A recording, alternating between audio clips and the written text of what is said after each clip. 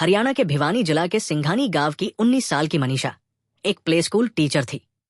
मनीषा ने 11 अगस्त 2025 को अपनी स्कूल से निकलकर एक नर्स कॉलेज में बीएससी नर्सिंग कोर्स के बारे में पता करने गई थी, लेकिन वापस नहीं आई।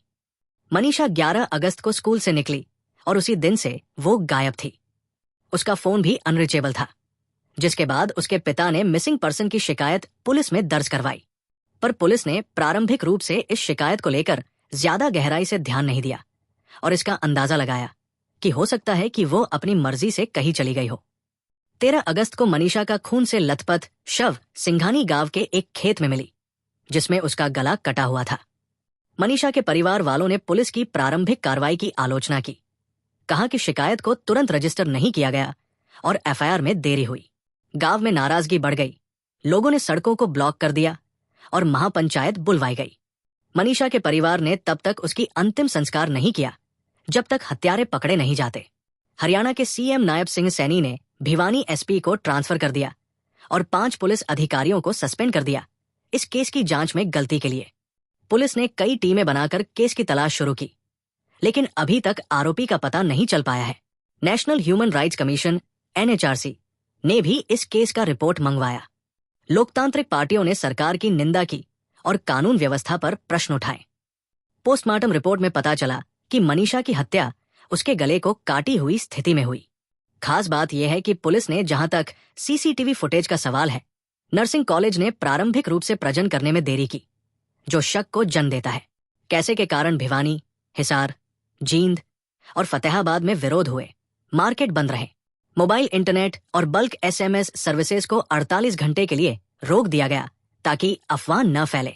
लोग कानून व्यवस्था और महिला सुरक्षा पर चिंतित है। मनीषा समाज में एक शांत और विनम्र छवि की थी, जिसके मरने से पूरा गांव सदमा में है। इस केस ने हरियाणा में महिला सुरक्षा और पुलिस डिलीजेंस के मामले पर बड़े सवाल खड़े कर दिए हैं। मनीषा भिवानी हरियाणा केस ने पूरे राज्य और देश को हिलाकर रख दिया है। 19 साल की छोटी सी लड़की, एक टीचर जिसकी हत्या हुई, उसका सच समझना हम सबकी जिम्मेदारी है। लेकिन जब हम राजनीति की बात करते हैं तो एक अहम सवाल उभरता है, अगर ये केस किसी मुस्लिम महिला का होता तो क्या रिएक्शन होता? देखिए, राहुल गांधी और अखिलेश यादव जैसे बड़े नेता जब किसी दलित या मुस्लिम महिला पर अत्याचार या हत्या का मामला उठाते हैं तो पूरी संसद हिल जाती है।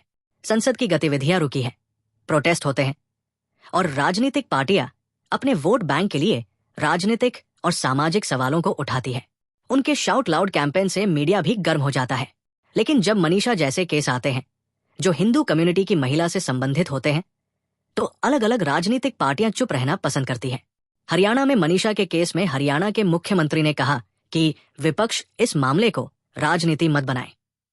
पार्टी नेताओं ने पुलिस सस्पेंशंस और SP ट्रांसफर तक को तेजी से किया गया एक्शन बताया, लेकिन असली जस्टिस के लिए अभी तक कुछ नहीं हुआ। विपक्ष ने सरकार पर कानून व्यवस्था गिरने का आरोप लगाया, लेकिन राष्ट्रीय स्तर पर कोई तेज आंदोलन नहीं दिखा। ये डिस्पैरिटी बताती है कि हमारे राजनीतिक नेता कैसे अपने पॉलिटिकल और सामाजिक फायदे के अनुसार मामले को उठाते हैं। इसमें समाज के कुछ हिस्से ज्यादा सतर्क होते हैं और कुछ को इग्नोर किया जाता है। लेकिन इंसाफ सबके लिए एक समान होना चाहिए, चाहे वो किसी भी धर्म, जाति या कम्युनिटी से क्यों न हो। आज मनीषा के लिए कल किसी और के लिए खड़ा होना पड़ेगा। इसलिए हमें आवाज उठानी होगी कि न्याय सबके लिए हो, बिना किसी भेदभाव के। और पॉलिटिशियंस को चाहिए कि वो सिर्फ वोट बैंक पॉलिटिक्स तक सीमित न रहें, बल्कि असली सामाजिक इंसाफ पर ध्यान दें। मनीषा के साथ जो हुआ उसका सच समझना और उसके लिए न्याय मांगना हम सबका फर्ज है।